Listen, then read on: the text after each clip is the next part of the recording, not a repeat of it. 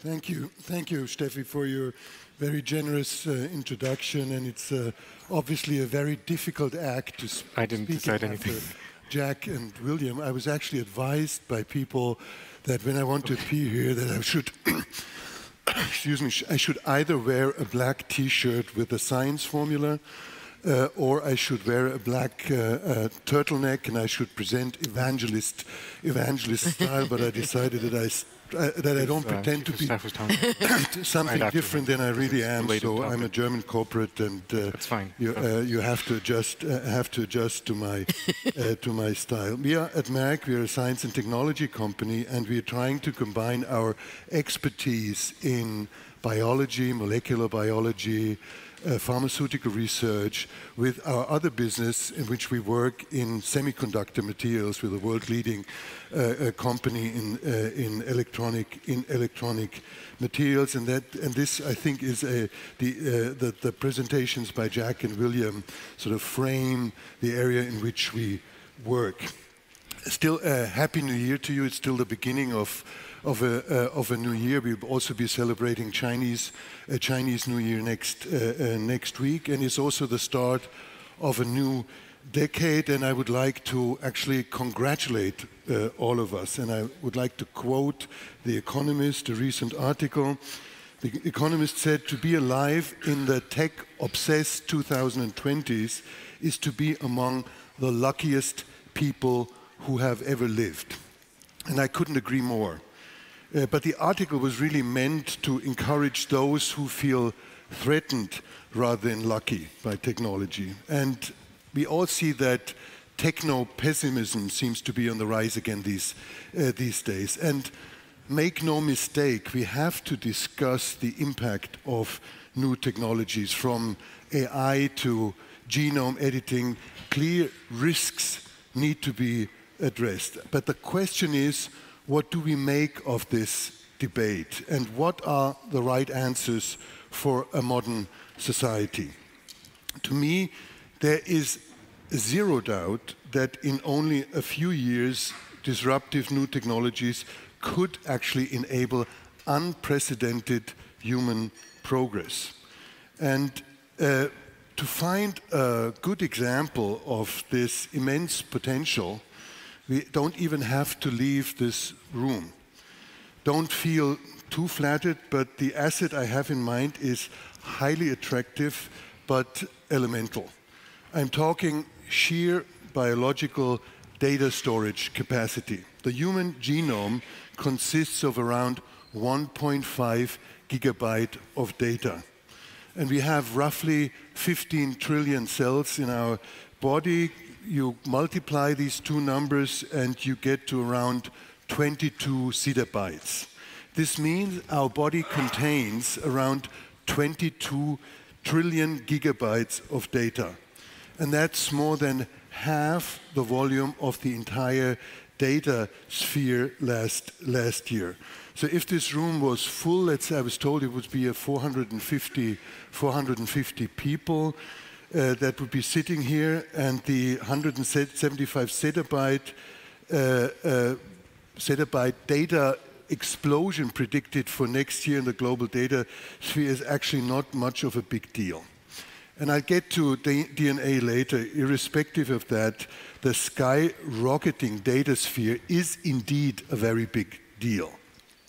And so is the computing power it will take to leverage these data.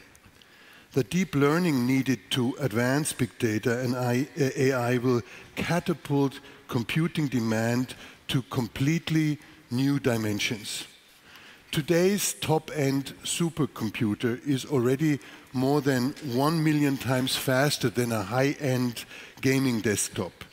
And to drive considerable future advances, and we've seen this in Jack and William's presentation, things like personalized medicine, carbon capture, further advances in astrophysics, computing will have to be around at least 1,000 times faster than that.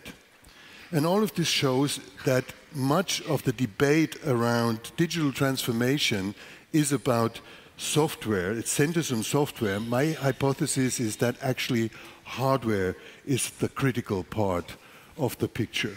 Many AI-related math concepts already existed in the 1960s, but we didn't have computing capacity and we didn't have memory. And while the age of AI is still dawning, we are slowly saying goodbye to yet another sort of computing law of the 1960s. Intel co-founder Gordon Moore defined what is known as Moore's law in the 1960s. And according to Moore, the number of transistors that can fit onto a microchip would double every 2 years, driving production costs down. And that was actually the case. And this sounds very technical, but my point is, for decades, this concept has led to a similar increase in computer speed and efficiency.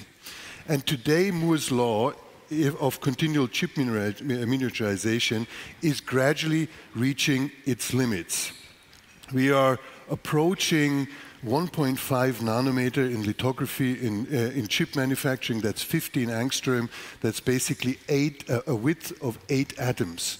Going below that is somewhat futile. So there is debate about when the end of Moore's law will happen, but it's very sure that it will.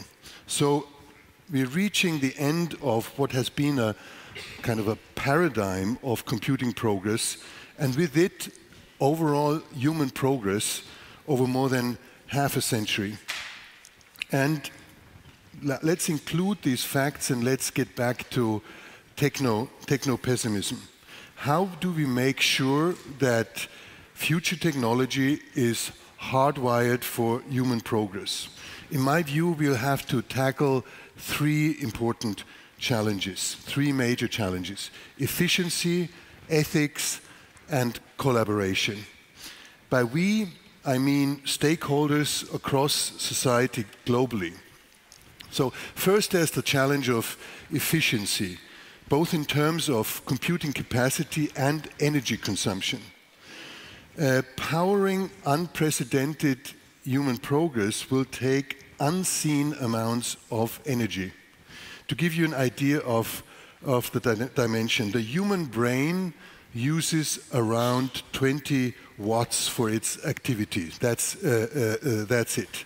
A total of at least 5 of the world's current cutting-edge supercomputers roughly match the capacity of the human brain, but they need 65 megawatts to do their job. That's over 3 million times more than our brain.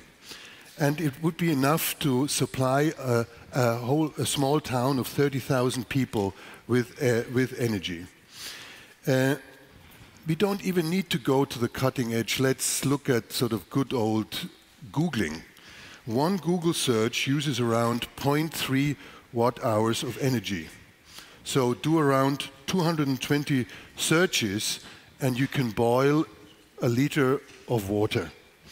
To us, that means switching on a kettle and waiting for a couple of minutes. But let's say if you live in Malawi, there's an 87% chance you will use firewood to heat your water, not the grid. And given Malawi's deforestation problem, getting what you need in terms of firewood may mean that at 4 a.m. in the morning you have to go on a 6-hour walk to a foot march to collect the wood. And we haven't even begun talking about carbon emissions here, but I think this puts the following figure into perspective. In 2019, Google performed around 4.5 million searches every minute of every day.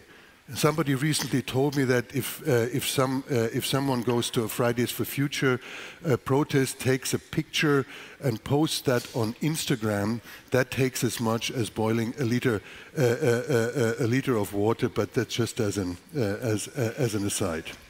So by 2030, information and communication technology could make up more than 20% of world's electricity consumption, roughly double the estimate of 2020. In other words, developing materials and technologies that boost computing performance while driving energy efficiency down is key.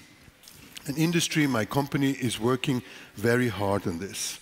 And the current innovation pipeline is actually amazing, and also given that these efforts are still mainly evolutionary. The focus lies on new materials that enable more efficient processor, memory, sensor, and display technologies. Chips are actually growing into the third dimension right now as we speak. Much of the miniaturization chip technology has happened in 2 dimension, and now we're growing into third dimension, and heat dissipation is the main challenge. But not only because Moore's law comes to an end, for many other reasons. The next generation of computing will require revolutionary solutions, and Jack's talk was very clear about that. And it will take entirely new materials to empower next stage technologies such as quantum computing or neuromorphic computing.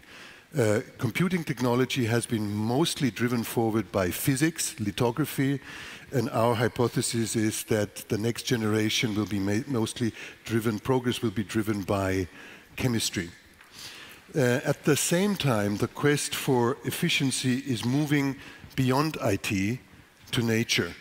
And that brings me back to DNA. DNA is a 3.8 billion-year-old technology, a data source that is used to actually store digital information. And ever since Gregor Mendel discovered the laws of inheritance, the world has seen a wealth of new scientific opportunity. Today, scientists are working on making DNA usable as a future data storage tool and eventually as a computer. DNA's storage density and energy efficiency would allow us to save everything currently on the web in the space the size of a shoebox with 5 grams of DNA and using practically zero energy to maintain. A number of obstacles are obviously still to be overcome because before this becomes a viable option, fast DNA writing is the key thing, but this is going to be an important element in the next digital disruption. Let me talk about the second challenge, and that is the much needed ethical guidelines for future technology. From entrusting medical decision to an AI-based system or handing over our safety to a self-driving car, these technologies are potentially so powerful, and they actually have to have the ability to alter the human condition, to redefine what it means being human. At the same time, ethical standards on data safety and security, they lag behind considerably. Human bias is a further issue. We all know this, that by nature, the data used to train AI systems, the algorithms used, reflect such biases. For instance, assumptions about gender or race, and we've seen such examples. And in the digital world, manipulation can be easily produced at a mass scale. I don't need to go into detail. I believe if we fail to address these issues, AI might not only reinforce inequality, it could greatly increase it. So sound ethics need clear legal frameworks. And at the same time, globally harmonized standards are critical to foster innovation and to ensure a level playing field.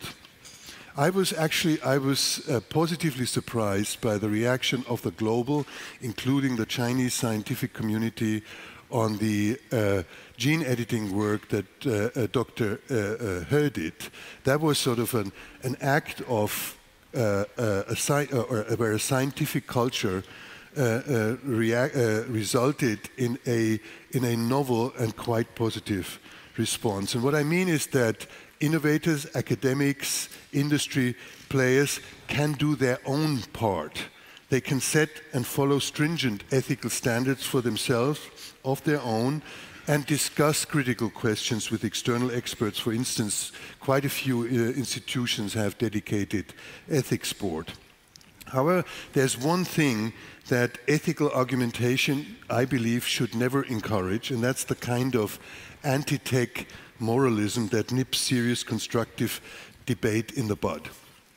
Resorting to outrage and restriction is not an answer. We need to find viable concepts and steering models to enable progress. And the final and third major challenge that I want to discuss is we need to step up global interdisciplinary collaboration. Let's say if we look at simple market logic, the scaling you need to meet the world's gigantic computing demand will make regulatory debates on a purely national or European level a lost cause. When it comes to leveraging health data to achieve meaningful improvements in healthcare, we urgently need cross-border and cross-sectoral partnerships. And while markets typically reward those who stick to their core competencies, political institutions should incentivize research that draws on cross-industry, interdisciplinary expertise in new innovation fields. And given the fundamental impact technology can have on society, we have to make sure that the world's leading industrial nations follow a collaborative approach. And that must happen based on clear international guidelines despite geopolitical conflicts. There is this continuous debate between scientists and social scientists about what defines what. Like, does culture define technology, or does technology define culture? Me being a scientist by background, I believe rather in the second version, and I think that most of the current societal trends can be explained by the impact of technology. But who cares at the end of the day? We know that things are changing fast, and we need new approaches to this. So efficiency, ethics, collaboration, these are three simple words, three major challenges to making disruptive tech what it is set out to be, not a threat, but a tool to help build human progress that we are extremely lucky to have.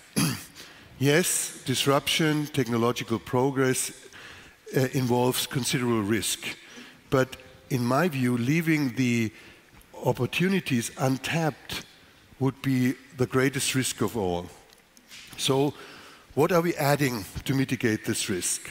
Again, I think our mission is quite simple. We need to innovate boldly. We need to act responsibly. And even if it's inconvenient, we must get out of our bubbles and actively take part in societal debate. And for all this, we can rely on that unbeatable, readily available supercomputer in our heads, and no matter how heated the debate is going to be, it will only cost us 20 watts of energy. Thank you very much.